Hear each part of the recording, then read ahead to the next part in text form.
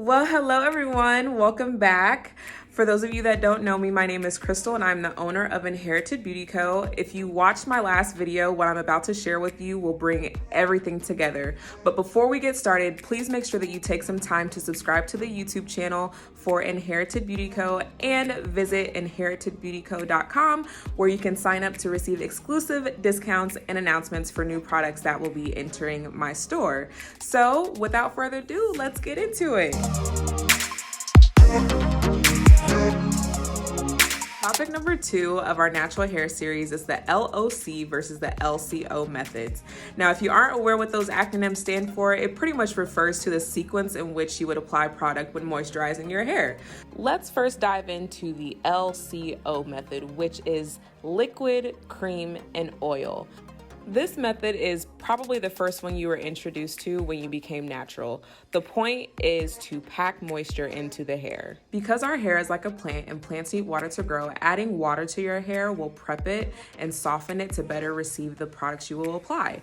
You can also start with a water-based product, and you can tell by water being the first ingredient on the bottle. Okay, so the next step would be applying a thick cream to help pack in the moisture, and finally, you would want to apply an oil to kind of seal it all in. So the LCO method is ideal for high porosity hair. If you recall, high porosity hair absorbs moisture very easily, but it also releases it quickly as well. So by packing in that moisture and sealing it in with an oil, it will help combat that lack of moisture retention. Here's a few suggested products for the LCO method: Aunt Jackie's Quench, Jamaican Mango and Lime Black Castor Oil, and AsIAm Double Butter Cream. These products will provide intense moisture and they will help repair any damage that your hair has.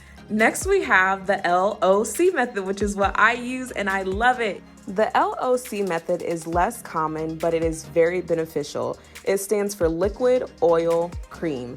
This method is used to ease moisture into the hair. So same as the LCO method, you want to start off with a liquid/water or a water-based product. Low porosity hair is prone to product buildup, so I highly recommend starting off with just water. Next, you'll apply your oil. This will help penetrate the hair shaft a little bit easier than if you started off with the cream. Then you would follow it up with the cream, and that will give you the sealing effect. Remember, it absorbs what it needs, the rest beads. Here are a few of my top suggested products for the LOC method.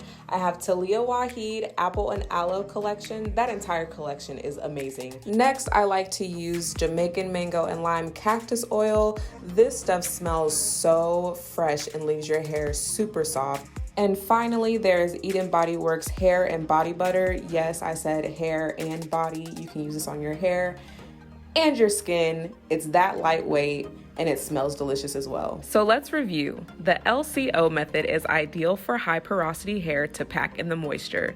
The LOC method is ideal for low porosity hair to ease in the moisture. By consistently using the proper techniques for your hair type, your hair will begin to soften up and become balanced or medium porosity. Once you notice that your hair is becoming balanced, keep it up.